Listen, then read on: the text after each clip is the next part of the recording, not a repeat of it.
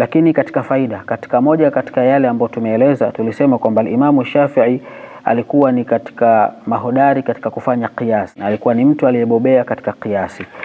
Kuna faida moja ambayo tunaipata, muallif ameiweka hapa katika taaliki, anasema la yufhamu min hadhihi nukta, tusifahamu chochote katika nukta hizi, wasabiqatiha adamu i'tina'u al-imamain Ahmad wal Malik bil qiyas. Tuma kwamba al-Imam Abu Hanifa alikuwa ni hodari sana katika kufanya qiyasi, na al-Imam Shafi'i alikuwa ni hodari sana katika kufanya qiyasi. Hili lisitufanye tukadhani kwamba al-Imam Ahmad ibn Hanbal wal Imam Malik hawakuwa ni wanazuoni ambao wanafanya qiyasi. Hasha, hapana. Maana yake walikuwa ni wanazuoni ambao pia walikuwa wakiyafanya masala ya qiyasi.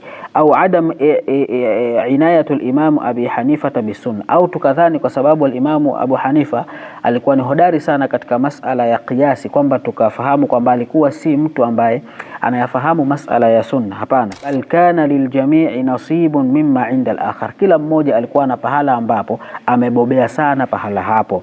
Illa annahu imtaza Ahmad wa Malik, isipokuwa al-Imam Ahmad wal Imam Malik hawa walijitofautisha na walikuwa ni mahodari sana bitarkizi ala sunani allati hiya masdarul fiqh. Wao waliweka misingi yao na mfumo wao ulikuwa ni kutilia umuhimu katika masala ya sunna na riwaya ambazo zinahusiana na hadithi, ndio maana wakawa ni mahodari katika kipengele hicho.